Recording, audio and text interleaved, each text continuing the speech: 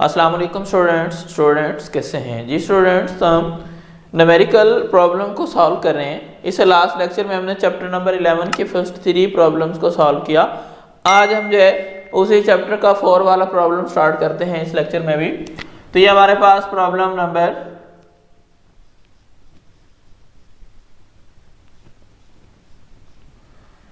11.4 की स्टेटमेंट हमारे पास है। क्या doctor counts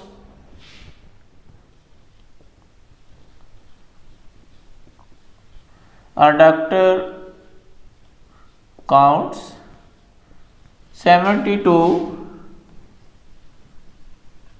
heartbeats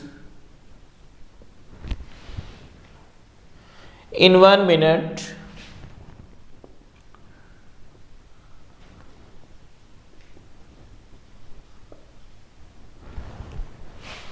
Calculate frequency and period of heartbeats.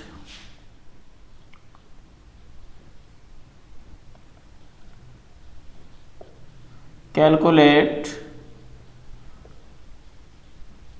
frequency and period of heartbeats. Student ये हमारे पास स्टेटमेंट है कि doctor counts 72 heartbeats in 1 minute कि एक डॉक्टर 1 मिनट में 72 यानी 72 हार्ट बीट्स या दिल की धड़कनों को काउंट करता है, ये गिनता है।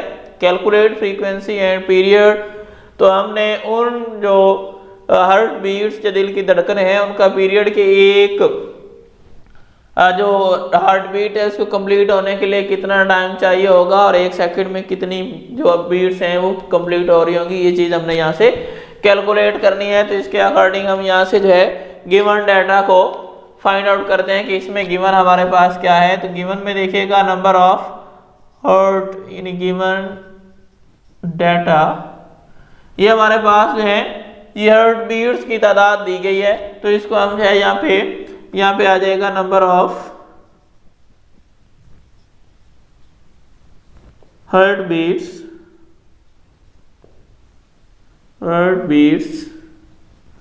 इसको n से जाहिर कर देते हैं और ये हमारे पास 72 और कितने टाइम में ये जो इनकी तादाद है या जो ये नंबर्स हैं वो हमारे पास टाइम जो है टाइम इसको स्मॉल t से जाहिर करते हैं और ये हमारे पास है 1 मिनट। तो 1 मिनट में 60 सेकंड होते हैं क्योंकि टाइम का ऐसा यूनिट सेकंड है, तो ये सेकंड में हमने इसको कन्वर्ट कर देना है। रिक्वायरमेंट क्या है इस प्रॉब्लम की, रिक्वायर्ड में आ जाएगा कि हमने फ्रीक्वेंसी भी कैलकुलेट करनी है और पीरियड भी कैलकुलेट करना है। तो ये हमारे पास आ जाएगा फ्रीक्वेंसी को हम f से कैलकुलेट करते हैं, ये डिनोट करते हैं और उसके बाद हमारे पास आ रहा है पीरियड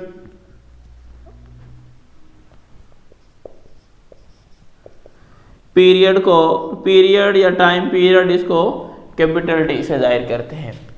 तो अब इसका सॉल्यूशन में वो नो दैट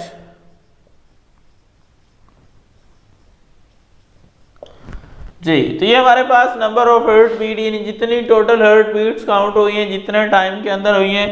अब अगर हम फ्रीक्वेंसी को काउंट करा जो है वो फाइंड आउट करते हैं तो फ्रीक्वेंसी का मतलब ये हुआ कि 1 सेकंड में जितनी हार्ट बीट्स होंगी टोटल वो हम कैलकुलेट कर लेंगे। ये 60 सेकंड में 72 हार्ट बीट्स हैं तो 1 सेकंड में कितनी होगी वो हमारे पास फ्रीक्वेंसी होगी।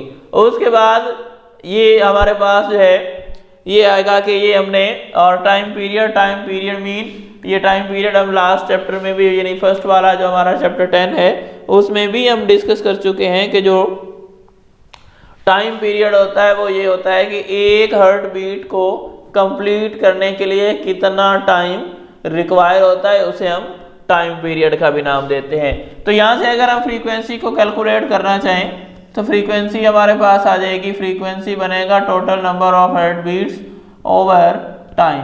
तो यहाँ से इन टोटल हार्ट बीट्स को टाइम पे डिवाइड कर देंगे तो ये हमारे पास 1 सेकंड की हार्ट बीट्स आ जाएंगी।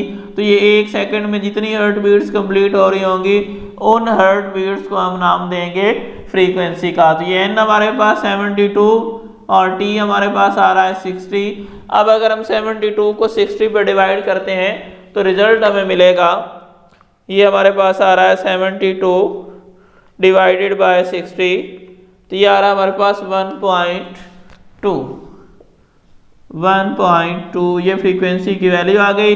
और फ्रीक्वेंसी का ऐसे यूनिट हर्ट्ज होता है तो ये हमने इसके साथ राइट कर दिया। उसके बाद हमने यहाँ से करना है टाइम कैलकुलेट। टाइम ये हम ऑलरेडी जो है वो इसको डिस्कस भी कर चुके हैं कि टाइम और फ्रीक्वेंसी, टाइम पीरियड और फ्रीक्वेंसी जो है ये एक दूसरे का रेसिप्रोकल होते हैं। तो ये टाइम पीरियड हमारे पास बन जाएगा 1/f, क्योंकि f हम कैलकुलेट कर चुके हैं। तो अभी ये वैल्यू पुट करेंगे तो ये आ जाएगा 1/1.2। जब हम 1.2 को 1 पे डिवाइड करेंगे, 1 को 1.2 पे डिवाइड करेंगे तो ये हमारे पास रिजल्ट आ जाएगा 0.833 so on continue in 0.83 second. ये हमारे पास उन हार्ट बीट्स का टाइम पीरियड या पीरियड आ रहा है, यानी एक हार्ट बीट को कंप्लीट करने के लिए 0.83 सेकेंड रिक्वायर होंगे। जी स्टूडेंट्स, तो अब हम इसका नेक्स्ट न्यूमेरिकल प्रॉब्लम सॉल्व करते हैं कि उसका सॉल्यूशन कैसे फाइंड आउट करना है।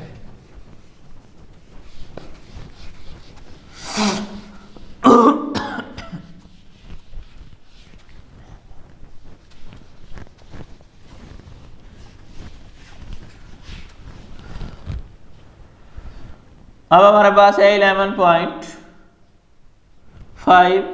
11.5 हमारे पास उसकी स्टेटमेंट है क्या marine survey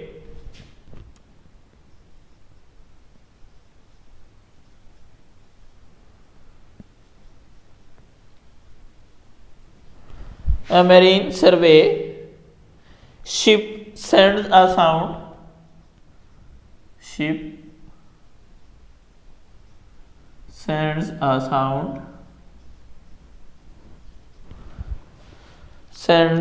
sound wave straight to a seabed, sound wave straight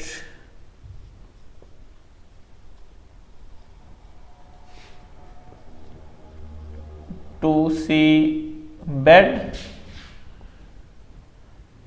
It receives an echo.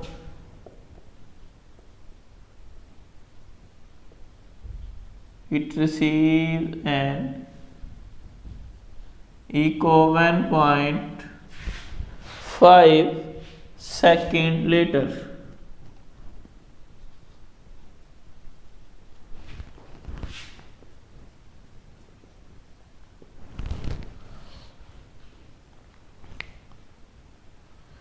The speed of sound in seawater is the speed of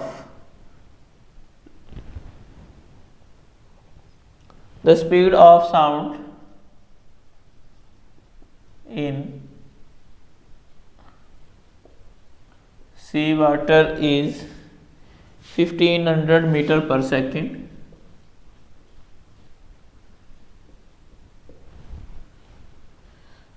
Find the depth of sea at this position. Find the depth of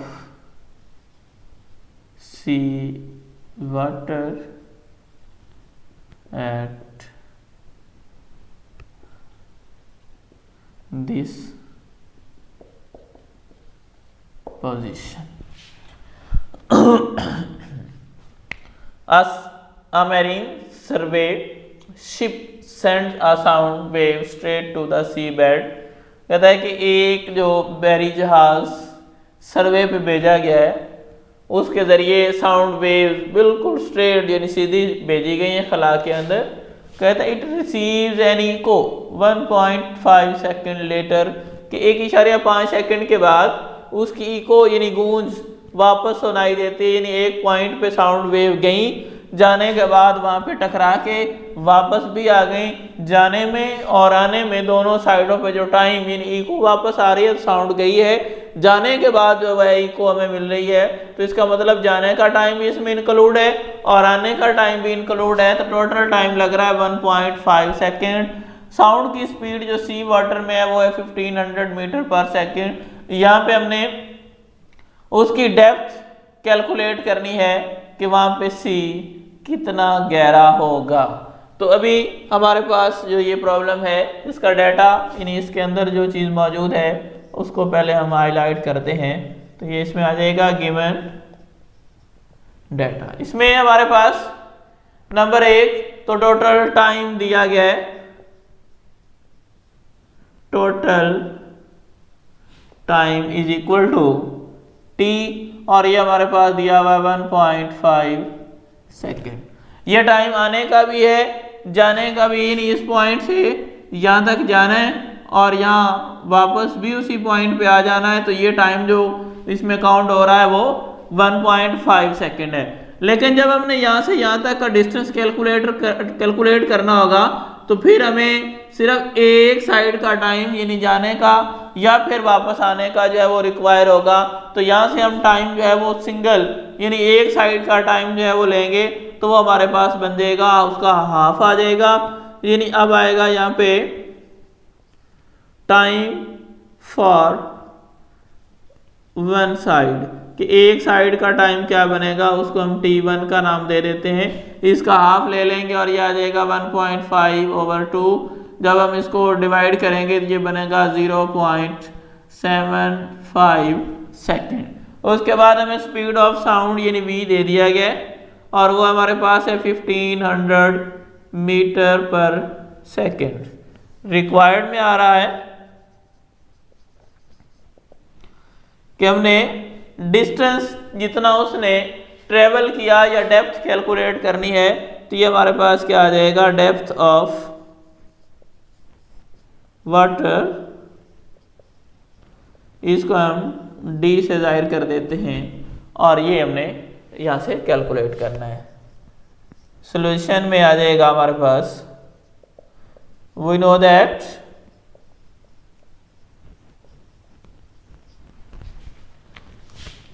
हम क्या जानते हैं, क्योंकि हमारे पास speed और time है, distance हम calculate करना चाह रहे हैं, तो ये हम 9th में पढ़ चुके हैं, v is equal to D over T. यहाँ से अगर हम d कैलकुलेट करना चाहें तो ये d इज इक्वल टू ये t जाएगा v से मल्टीप्लाई, तो ये बन जाएगा bt, और इसके लिए जो टाइम रिक्वायर्ड है वो हमारे पास वन साइडेड है, तो यहाँ t की जगह हम कर देते हैं t1। v हमारे पास है 1500 और इसको मल्टीप्लाई कर देते हैं t1 जो कि हमारे पास 0.75 है।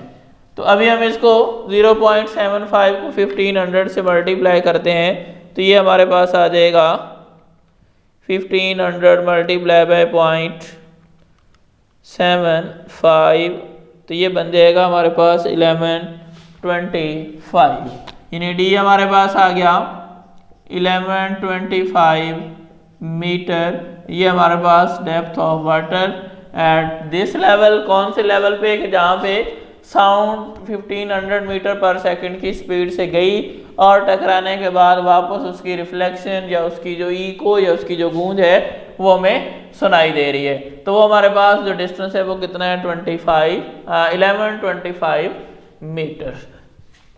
जी स्टूडेंट्स, अब हम इसका नेक्स्ट प्रॉब्लम है उसको सॉल्व करते हैं कि उसका सॉल्यूशन क्या होगा।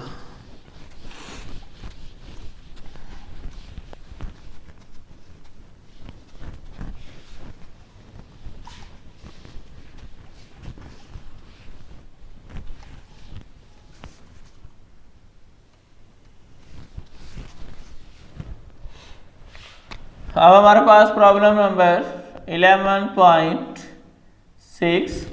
11.6 हमारे पास है, क्या student clapped his hands near a cliff, a student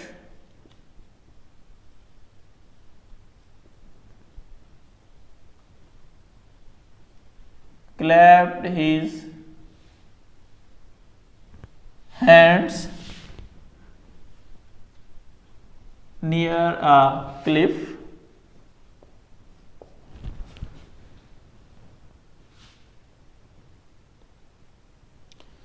and heard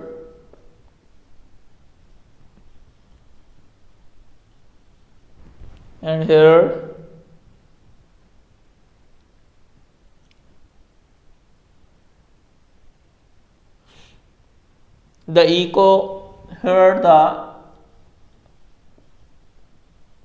echo 5 seconds later. What is the distance of cliff from the student? What is the distance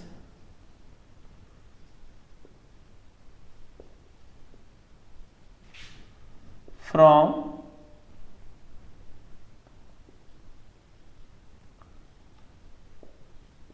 cliff to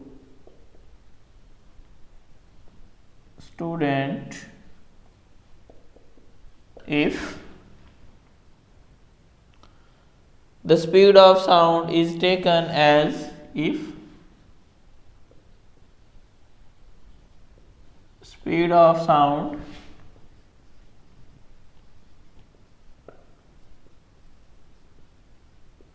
is taken as 346 meter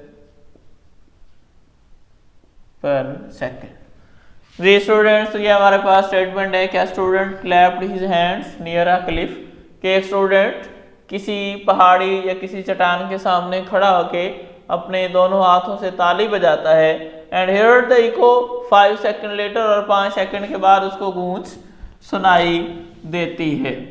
जब 5 second गुजर जाते हैं तो उसकी आवाज उसको वापस सुनाई देना शुरू हो जाती है। What is the distance from cliff to student, कि उस चट्टान से स्टूडेंट के बिटवीन डिस्टेंस कितना है। If speed of sound is taken as 346 metre per second, कि अगर उस रीजन के अंदर या उस एरिया में जो हमारा स्पीड ऑफ साउंड है वो 340 मीटर पर सेकेंड हो, तो हमने डिस्टेंस कैलकुलेट करना है। तो अब फर्स्ट ऑफ ऑल हम यहाँ से गिवन जो डाटा है उसको अलग करते हैं। तो ये गिवन डाटा हमारे पास आ रहा है जो टोटल टाइम है जिसमें साउंड जो है उसके मुंह से निकली या हाथों की ताली से निकली, निकलने के बाद जो है वो चट्टान से टकराई और टकराने के बाद वापस सुनाई दी, तो वो टोटल टाइम हमारे पास टी जो कि 5 सेकेंड दिया हुआ है। हमें टाइम चाहिए वन साइडेड, तो हम क्या कर देंगे, टाइम फॉर वन साइड, और इसको हम नाम दे देंगे T1 का, यह आ जाएगा 5/2, तो ये बन जाएगा 2.5 सेकेंड। उसके बाद स्पीड ऑफ साउंड दिया हुआ है, स्पीड V, और ये हमें दी हुई है 346 मीटर पर सेकेंड। रिक्वायर में है, रिक्वायर्ड में यही है कि हमने डिस्टेंस फाइंड करना है, distance between Cliff and student, और इसको हम डी से डिनोट कर देते हैं। ये हमने कैलकुलेट करना है। सॉल्यूशन में आ जाएगा,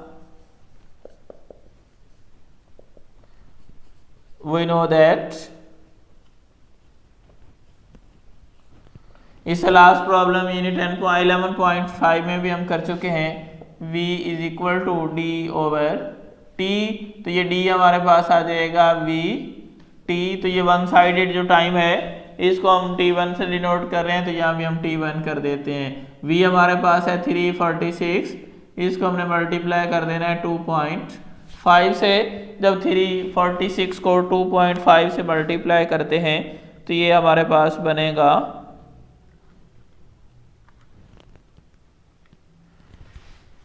ये बन जाएगा 865 मीटर ये वो डिस्टेंस है जो स्टूडेंट और चट्टान यानी क्लिफ के बिटवीन है। ये हमने डिस्टेंस कैलकुलेट किया। ये स्टूडेंट्स तो आज के इस लेक्चर में हमने 11.4, 11.5 एंड 11.6 का न्यूमेरिकल सॉल्यूशन फाइंड आउट करना सीखा। जी स्टूडेंट्स, तो आज के इस लेक्चर को हम यहीं तक वाइंड अप करते हैं। इंशाल्लाह मिलते हैं नेक्स्ट लेक्चर में। ओके, अल्लाह हाफिज़।